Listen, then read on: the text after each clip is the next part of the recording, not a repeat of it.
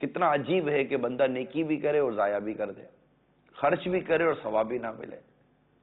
صرف دنیا کی تھوڑی سی بات سننے کے لیے، دنیا والوں کی تھوڑی سی تعریف سننے کے لیے۔ نام میرا چھپ جائے گا، نام میرا لگ جائے گا، تو جناب وہ میگزین میں نام آ جائے گا، تو وہ ادارے کے جو سالانہ جو وہ ان کا جو رسالہ ہوتا ہے اس پہ میرا نام آ جائے گا، تو 4 آدمی مجھے جانیں گے، پہچانیں گے۔ بعض ہوتے ہیں بیچارے، ایسا لگتا ہے کہ ان کو جذبہ یہی ہوتا ہے کہ یہاں بھی اتنا دیں گے، وہاں بھی اتنا دیں گے، تو وہاں بھی تھوڑا نام ہو، یہاں بھی تھوڑا نام ہو، وہاں بھی تھوڑا نام ہو۔ یہ بھی طبقہ ہے کہ جو نام کے لیے کر رہا ہوتا ہے،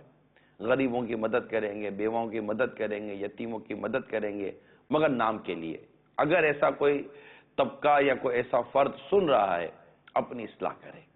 یہ درست نہیں ہے کہ آپ نام کے لیے نیکیاں کریں، نام کے لیے صدقہ و خیرات کریں، اور جہاں نام نہیں ہوگا، جہاں چرچا نہیں ہوگا، جہاں پر مطلب کہ اس طرح ایکسپوز نہیں کیا جائے گا، آپ دینے والوں کو نمایاں نہیں کیا جائے گا، وہاں دینے کا دل ہی نہیں کرے گا کہ یار اب ادھر بھی کیا دینا یار، چلو یار کون سا اپنے کو جانیں گے بیچانے کے، نہ نام چھپے گا، نہ اپنی تصویر چھپے گی، نہ کچھ بھی نہیں ہوگا یار۔ ادھر جا، ادھر تھوڑا نام ہوگا، تھوڑا باتیں ہوں گی،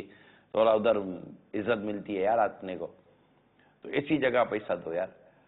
تو اب یہ تو آپ کے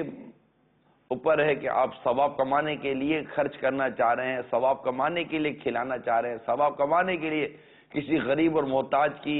مدد کرنا چاہتے ہیں، یا اپنا نام کمانے کے لیے۔ تو قیامت کے روز جو روایت آتی ہے، تو قیامت کے روز تو سخی کو پوچھا جائے گا، تو وہ یہی عرض کرے گا کہ مولا تو نے مجھے مال دیا، میں نے اسے تیری راہ میں خرچ کیا،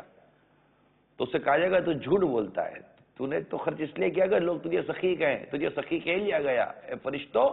اسے جہنم میں ڈال دو۔ بڑی عبرت ہے۔ تو بہترین شخص ہے امت کا جو کھانا کھلاتا ہے، بہترین شخص ہے، مگر اس میں ریاکاری اور یہ بتانا، دکھانا، سنانا یہ نہیں ہونا چاہیے۔